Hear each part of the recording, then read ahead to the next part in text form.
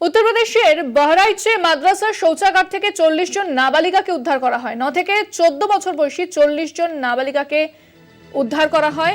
শৌচাগার থেকে এই নাবালিকাদের উদ্ধার করা হয়েছে বলে জানা যাচ্ছে। উত্তরপ্রদেশের বহরাইচের ঘটনা। বহরাইচে মাদ্রাসা থেকে 40 জন নাবালিকাকে উদ্ধার করা হয়।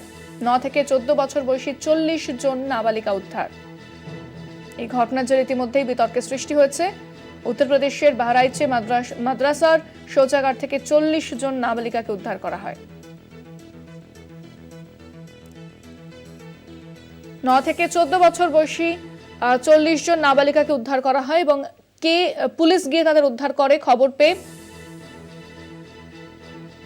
এই ঘটনার দিকে নজর রাখা হয়েছে এবং তদন্ত ইতিমধ্যেই শুরু হয়েছে।